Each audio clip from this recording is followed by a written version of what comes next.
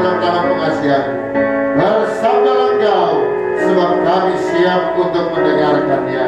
Kami sambut berkat firman Tuhan ini di dalam nama Putra-Mu yang kudus, Yesus Kristus Tuhan dan Juru Selamat kami yang hidup. Kita yang percaya dan bersedia mendengar firman Tuhan, dan sama-sama kita akan katakan amin.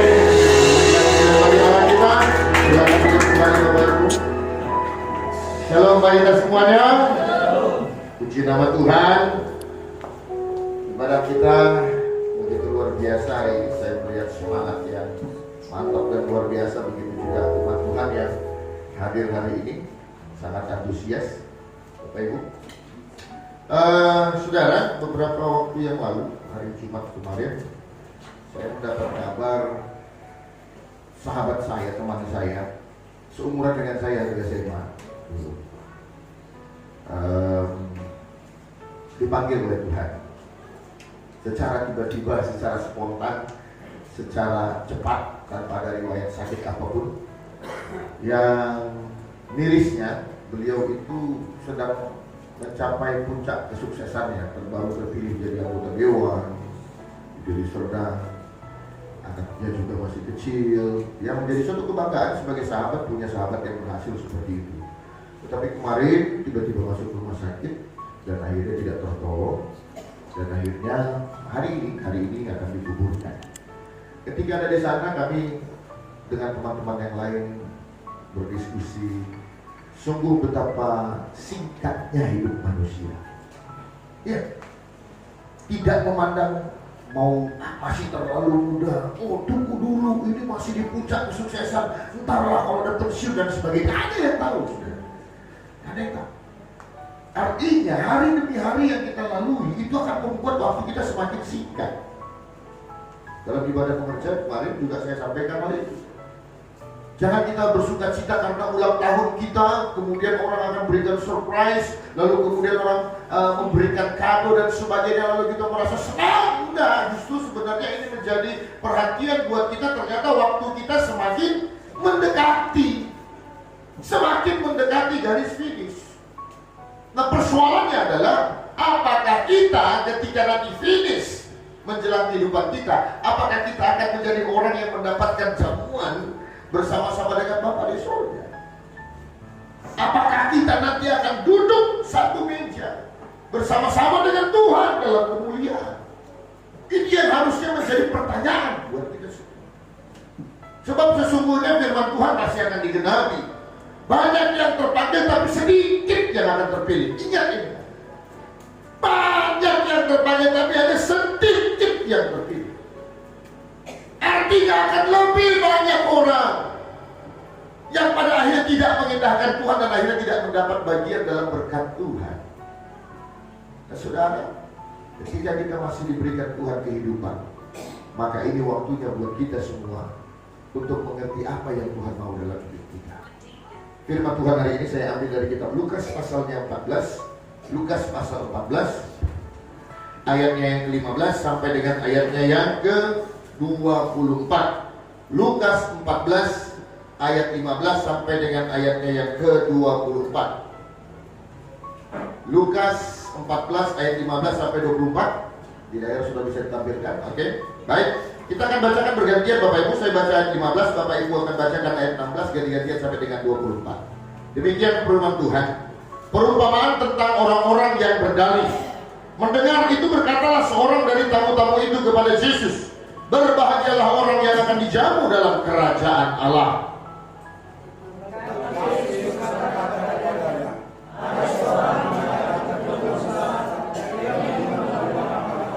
Menjelang perjamuan itu dimulai, ia menyuruh hambanya mengatakan kepada para undangan, marilah, sebab segala sesuatu sudah siap.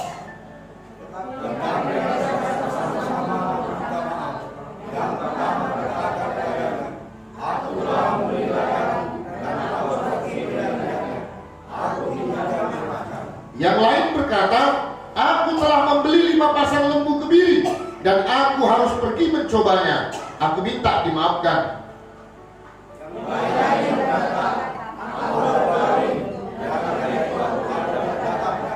Maka kembalilah hamba itu dan menyampaikan semuanya itu kepada tuannya.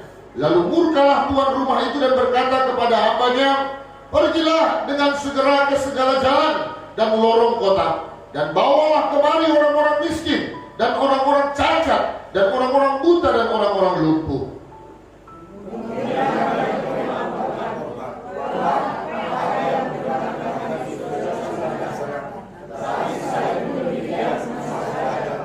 Lalu kata Tuhan itu kepada hambanya, pergilah ke semua jalan dan lintasan, dan paksalah orang-orang yang ada di situ masuk, karena rumahku harus penuh.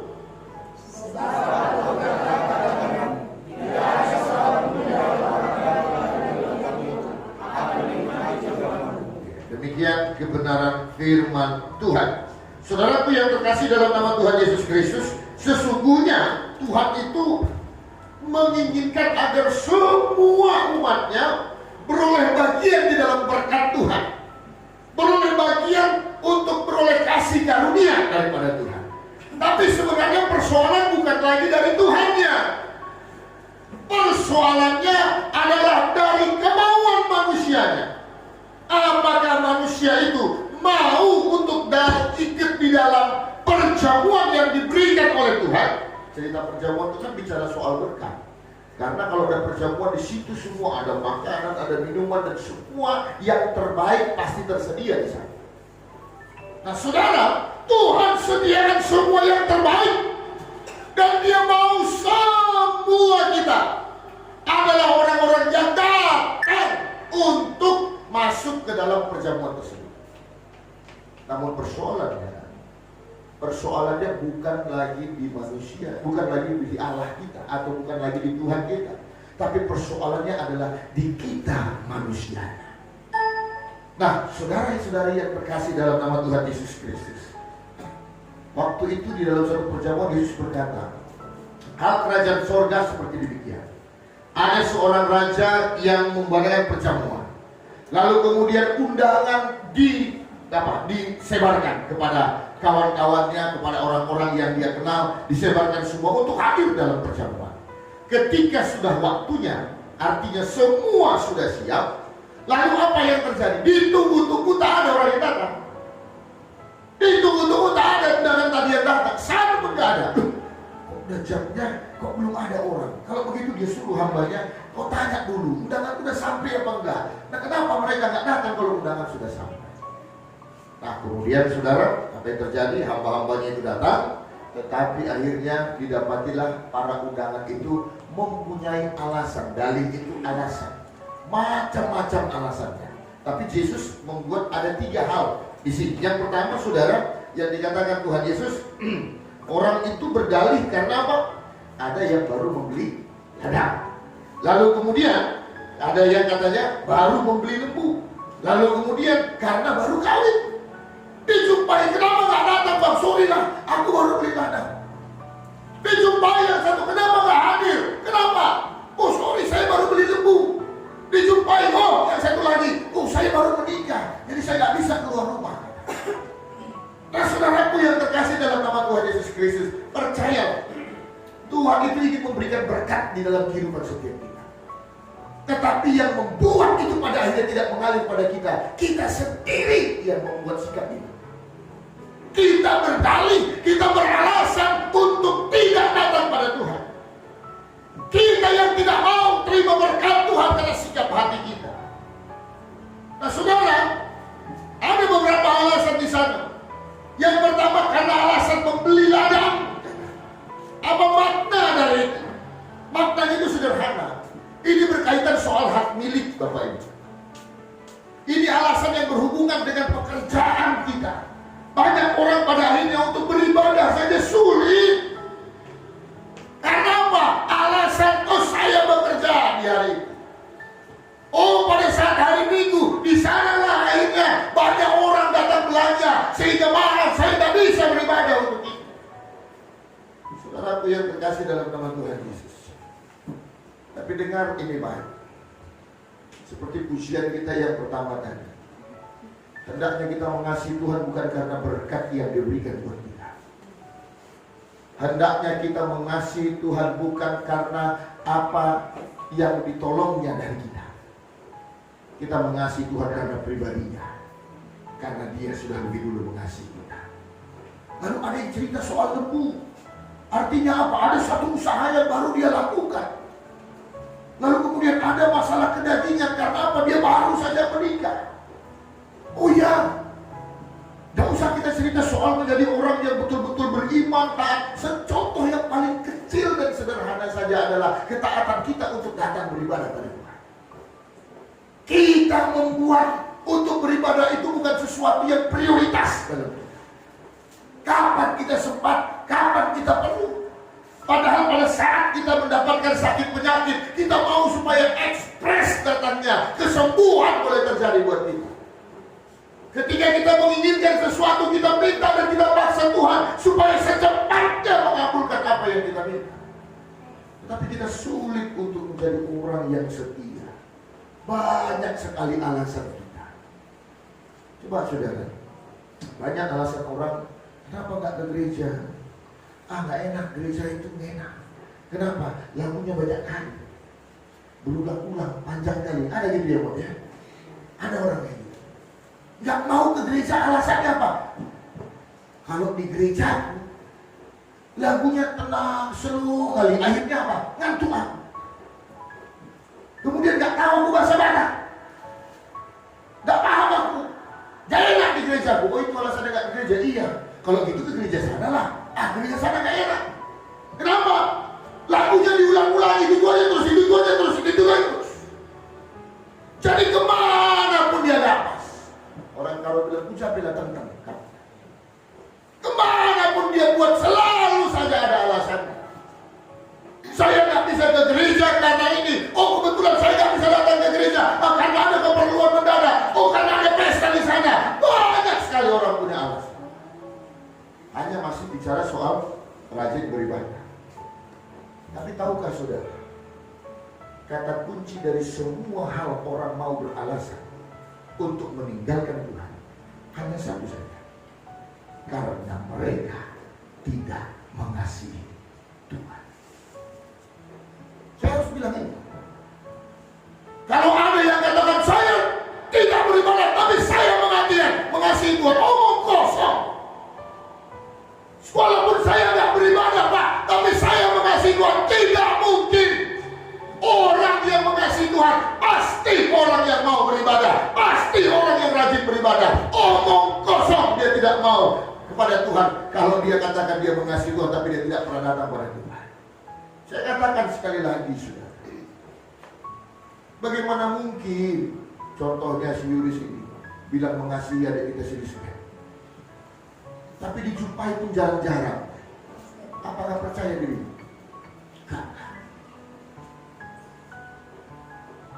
Apakah mungkin kita katakan kita mengasihi seseorang tapi kita nggak mau berkorban buat dia? Omong kosong. Bapak Ibu yang terkasih dalam nama Tuhan Yesus Kristus, dengar ini baik. Waktu semakin tidak menentu, dunia semakin gak jelas. Ya kan? Betapa sering kita terkejut. Kita pikir orang ini baik-baik saja, ternyata berangkat. Kita pikir hidup ini aman-aman saja, ternyata terbalik-balik.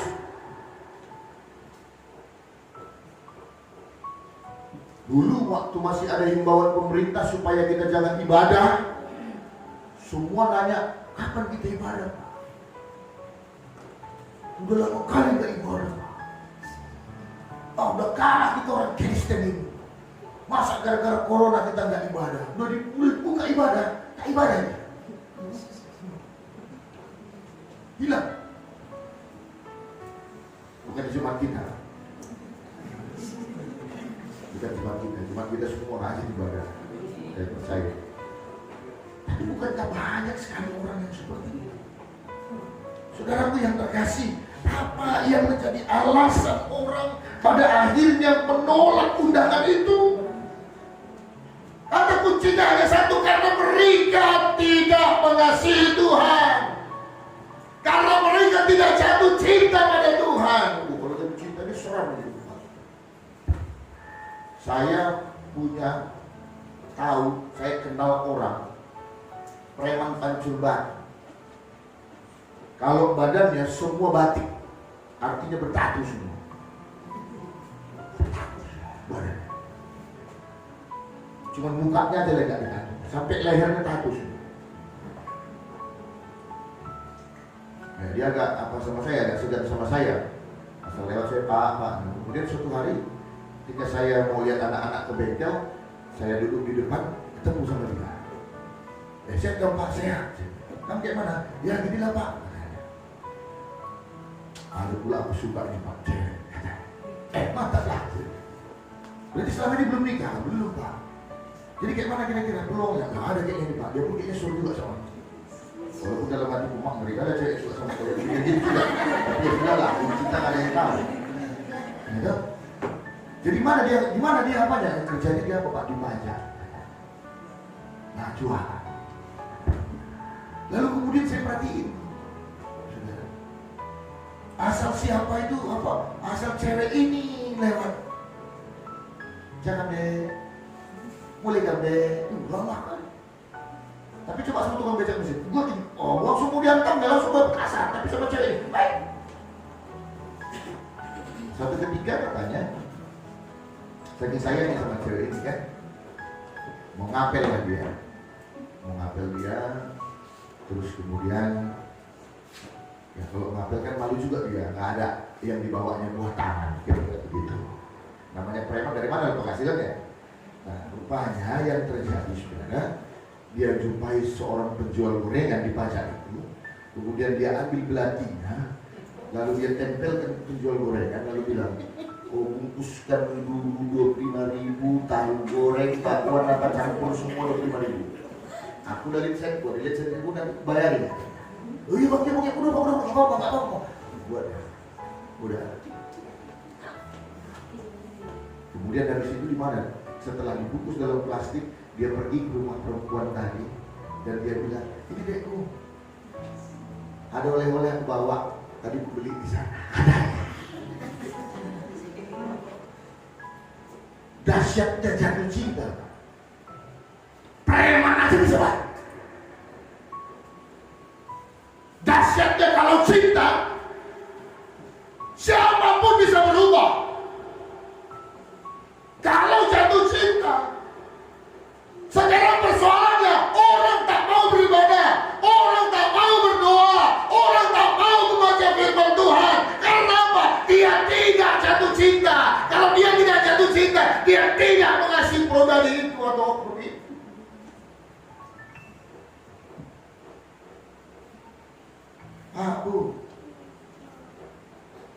Karena kita belum mengenal siapa Tuhan yang sudah mengasihi kita. Yesus bilang, tuan rumah itu mengadakan pesta. Dan ketika semuanya selesai, artinya ketika semua sudah ready, makanannya sudah siap, piringnya sudah siap, air minumnya ada, segala sesuatu beres.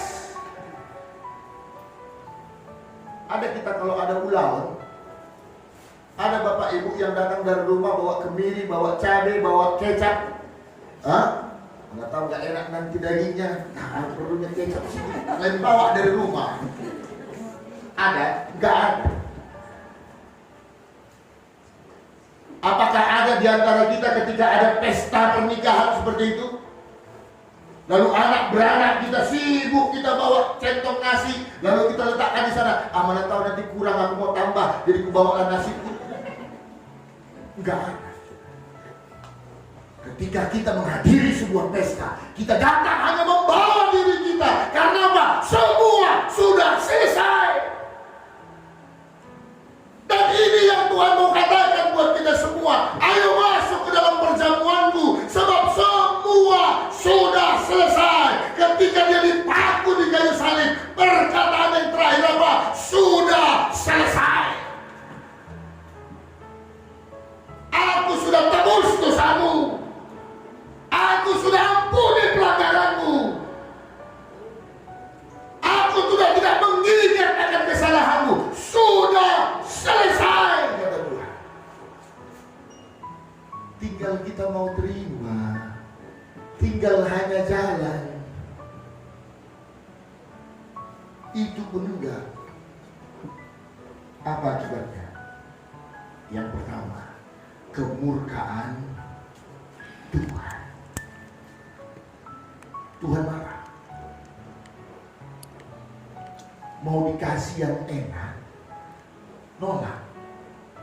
Tuhan marah.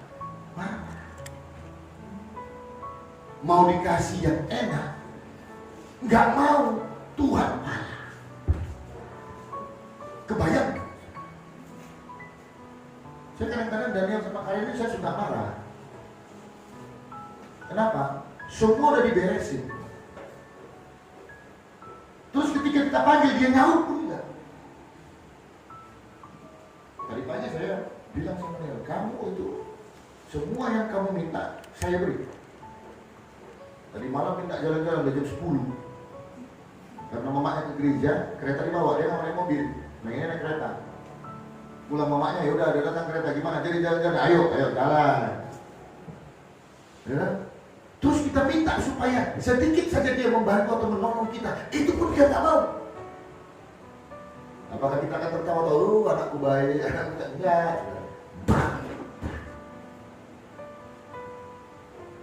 Tuhan sudah berkorban untuk hidupmu. Tuhan sudah ampuni dosamu.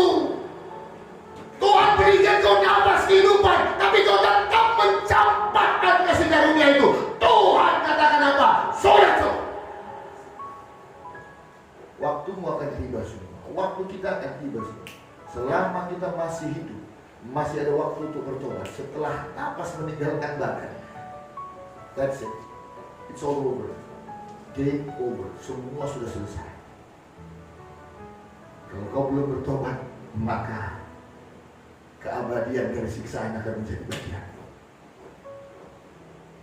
Saat si hamba itu pulang dan berkata semua berdalih Tuhan, lalu Yesus katakan apa? Kalau begitu, semua ini harus dimakan orang, semua harus dinikmati. Kalau mereka tidak mau datang, panggil orang-orang yang ada di jalan, panggil orang pengemis-pengemis, biar mereka yang masuk untuk menikmati jamuan ini. Hati-hati saudara. Segala sesuatu akan ada waktunya. Ketika engkau bermain-main dalam kehidupan, ketika kita tidak mau sungguh-sungguh pada Tuhan, akan ada waktunya di mana semua mempunyai batasan. Dan kalau sudah selesai, gak ada lagi artinya. Nggak terlambat deh. Ya kan? Coba, kadang-kadang kita dalam hidup banyak penyesalan. Kalau dulu rajin laku sekolah, ini nggak mau sekolah gara-gara pada kepikiran laga, ya kan? Ada kita. Nah saudara, kita sudah diberikan Tuhan keselamatan, kita sudah diberikan Tuhan semua yang terbaik, jamuan yang paling hebat. Kenapa nggak mau nikmati? Saya bingung. Iya. Udah deh.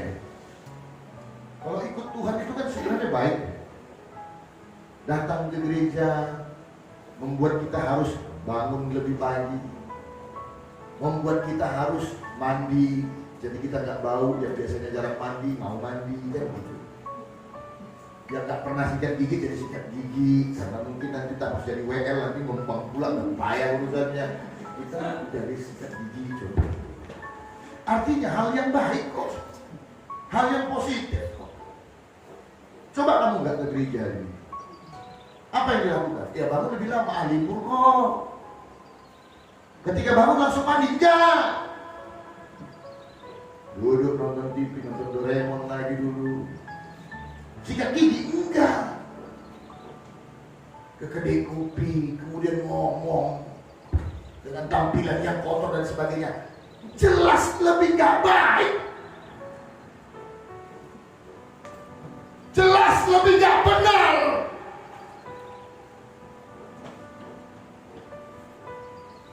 Padahal kalau sudah baik, diberkati Tuhan pula, kan luar biasa itu.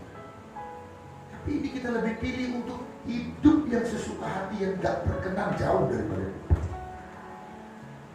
Aku, Tuhan sudah berikan. Saya mau bilang ini, jangan kita terpaku, tunggu ada mukjizat Tuhan dulu, tunggu aku diberkati dulu baru aku ngasih. Enggak.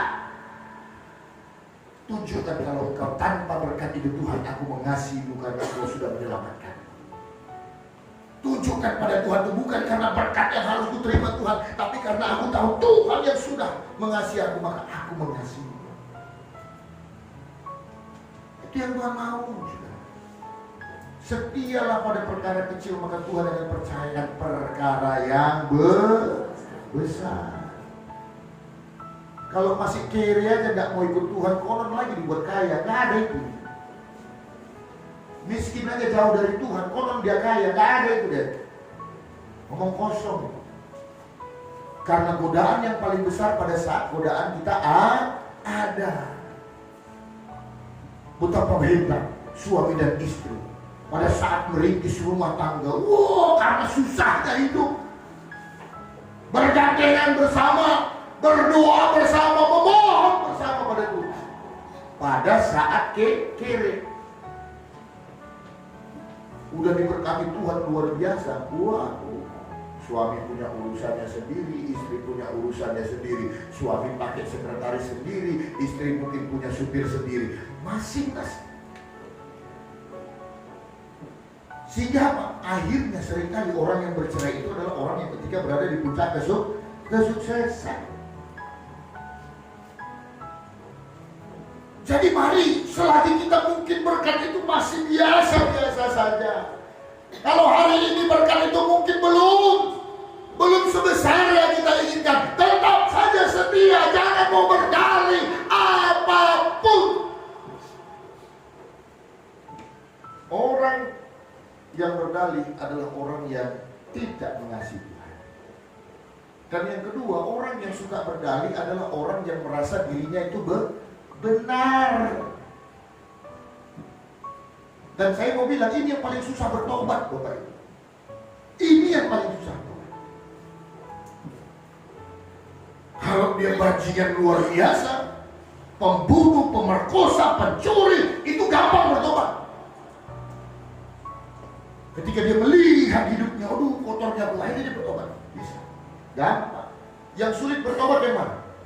Orang yang merasa dirinya itu baik. Orang yang merasa dirinya itu gak apa-apa. Aku enggak kok, enggak jahat kali kok, aku gak kayak orang kok. Aku jadi mama yang benar kok. Aku gak pernah buat ini dan itu kok. Itu yang susah bertobat, Bapak Ibu. Sehingga selalu ada alasannya, gak parah ke gereja. Yang penting kita gak nyakitin orang. Yang penting kita gak ngata-ngatain orang.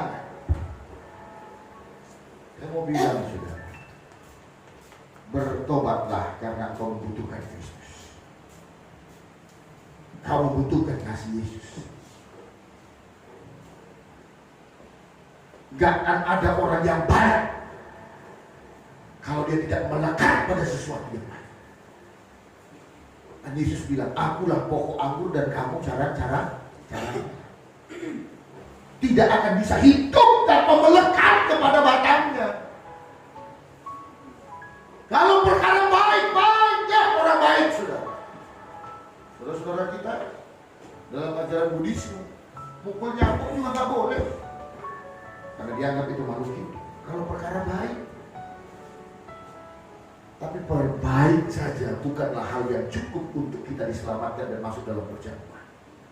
Kita membutuhkan kasih Kristus dan kita harus menerima kasih. Aku gak ada. Jangan pernah menganggap diri kita itu hebat. Jangan menganggap diri kita itu sudah benar, sehingga kita merasa gak perlu Tuhan. Suatu saat pada akhirnya, saudara, pasti kita akan butuh Tuhan. Karena itu saudara, renungkan kehidupan kita. Waktu terus berjalan. Hari ini tanggal 28. Besok udah tanggal berapa? Tanggal 1 bulan 3. Nggak terasa lewat lagi 1 bulan, nggak terasa, ya udah mana tahun 2022 lagi. Begitu terus tiba-tiba jebret sakit. Tiba-tiba waktunya selesai. Mau bilang apa? Jangan kira, oh saya masih cukup muda Pak, oh saya masih cukup sehat Pak. Nggak ada yang tahu waktunya kapan. Kalau hari ini merupakan undangan Tuhan, mari kita masuk dalam perjamuan Tuhan. Mari kita masuk di dalam persekutuan dengan Tuhan. Mari kita masuk untuk menikmati berkat Tuhan. Tuhan mau bukan kita hanya menerima berkat ketika kita mati. Hari ini pun Tuhan mau memberkati kehidupanmu. Karena itu setialah, datanglah, ikutlah undangannya, supaya kita bisa menikmati segala berkatnya. Stop beralasan apapun. Stop berdalih dengan apapun. Tuhan tahu hatimu. Tuhan tahu kedalaman hati. Dan tidak ada yang tertutup bagi Tuhan. Saya mau bilang, Tuhan ingin memberkati kita semua. Tapi kita harus memenuhi undangannya. Tuhan mau kita menikmati hidangan yang ada segala berkat. Dan ketika kita memenuhi undangannya, itu artinya kita mengasihi. Itu artinya kita menghormati Dia. Itu artinya kita tahu kita membutuhkan Dia. Dan itu kalau kita lakukan, saudara, percayalah, maka tidak akan ada perbedaan. Hamba Tuhan diberkati, anak-anak Tuhan yang lain pun diberkati Tuhan. Hamba Tuhan boleh melakukan mukjizat, anak-anak Tuhan yang lain pun akan mendapatkan mukjizat. Semua kita diberkati karena berkat dalam hidangan yang sama. Itu yang kita duduki bersama. Mulai dari hari ini, berhentilah untuk berkati. Mulai dari hari ini, katakanlah pada Tuhan, Tuhan, aku mau mengasihi-Mu, dan aku akan memenuhi setiap undangan cinta kasih-Mu. Dan nikmatilah berkat dari Tuhan sepanjang kehidupan. Amin. Kita bersatu di dalam Tuhan. Terima kasih Bapak kami yang baik. Terima kasih Allah kami yang hidup. Kami bersyukur Bapak kalau siang hari ini kami sudah mendengarkan kebenaran firman. Ajar kami Tuhan supaya kami tidak menggunakan dalih apapun Bapak untuk menolak undangan kasih karunia-Mu, untuk menolak segala kebaikan-Mu di dalam kehidupan kami. Bapak, ajar kami untuk mengerti isi hati-Mu. Engkau Bapa yang ingin membagikan berkat itu bagi kami. Engkau Bapa yang ingin memberkati setiap anak-anaknya. Tetapi Tuhan, terkadang kami yang berdalih untuk tidak datang dan tidak mau menikmati berkat itu. Karena itu hari ini Bapa, kami memutuskan dalam kehidupan kami mau menjadi orang-orang yang mengasihi Tuhan. Kami adalah orang-orang yang mau memenuhi undangan yang Kau berikan bagi kami. Kami mau duduk satu meja bersama-sama dengan Engkau, menikmati berkat-berkat-Mu. Karena itu Tuhan, hari ini